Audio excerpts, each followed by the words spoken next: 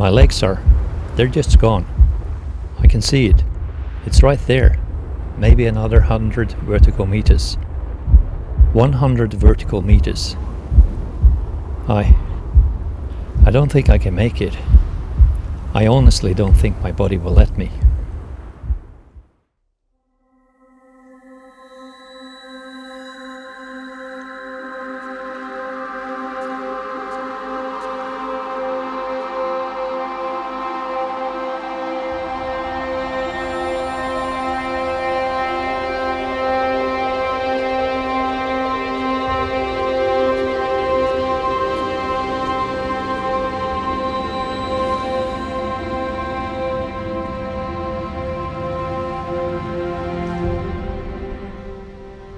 You know how it is when a goal is just so crystal clear in your head?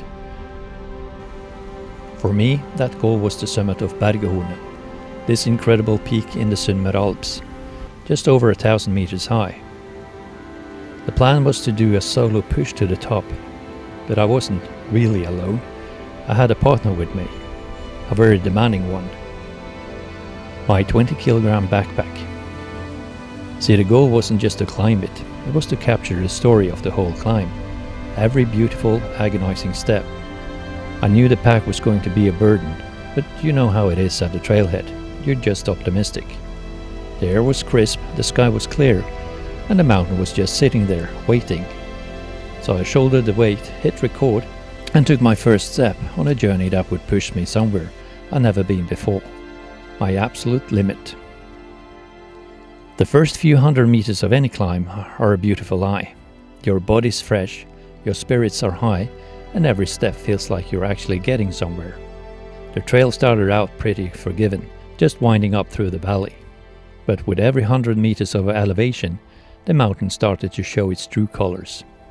The path got steeper, and my 20-kilogram companion started feeling less like a pack and more like an anchor. But the real killer wasn't just the weight. It was the filming.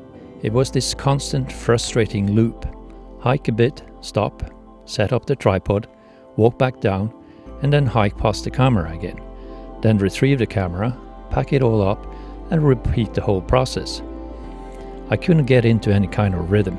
Progress was slow, measured in camera setups instead of kilometers. Eventually the trail pretty much disappeared and turned into a rugged scramble over boulders and up these super steep, grassy ridges. That weight on my back was just this constant, grinding force pulling me backwards with every single step up. The initial excitement, yeah, that burned up pretty quick, replaced by this deep, simmering fatigue.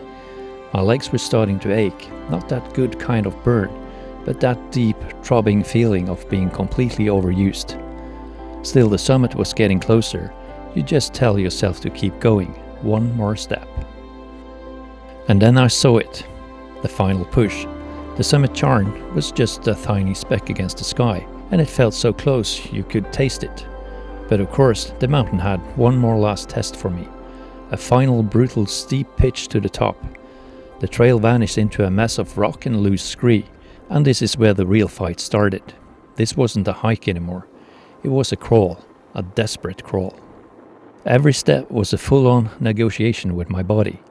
My lungs were on fire, just clawing for air that wasn't there. My legs were trembling uncontrollably, feeling like they were filled with cement. That 20-kilo pack felt like it was actively trying to peel me right off the side of the mountain. I'd take maybe 10 steps and have to collapse against a rock, just gasping for air.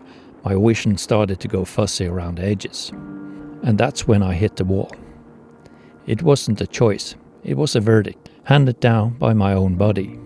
With 100 vertical meters to go, my legs just gave out. They wouldn't respond. I tried to push myself up, and there was just nothing. No power, no strength. The tank was empty. Pushing on from there would have just been stupid. It would have been flat out dangerous. Turning around was one of the hardest things I've ever had to do. And every single step down just felt like another confirmation of failure. The summit I was so close to was now on my back, out of sight. The whole way down was just this slow, painful retreat. The pack somehow felt even heavier, like a dead weight of pure disappointment. Honestly, it's taken me a while to really process what happened up there. It's easy to make excuse, right? But the simple truth is, I failed because I was unprepared. Not for the mountain itself, but for that specific combination of all the challenges at once. The steepness, the distance, the monster of a backpack, and the absolute grind of filming everything by myself. I totally underestimated the cumulative effect of it all. Failure is a harsh teacher, but it's a thorough one. I learned a huge lesson in humility on that mountain. The mountain doesn't care about your goals or your YouTube video. It demands respect, and I learned that victory isn't always about touching the summit. Sometimes it's about being smart enough to know your limits and brave enough to turn back, so you can live to climb another day. It's a tough pill to swallow, quitting that close to the prize. So, if you ever had to make a tough call like that, on a mountain or just in life, I'd love to hear about it in the comments. I think we all learn from sharing these kinds of moments. And hey, if you want to see what happens next in this journey, a like and a subscription would be amazing.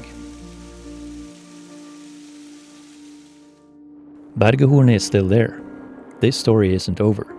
It was just an unexpected and painful chapter. I will be back, but next time, I'll be smarter, stronger, and yeah, a hell of a lot lighter.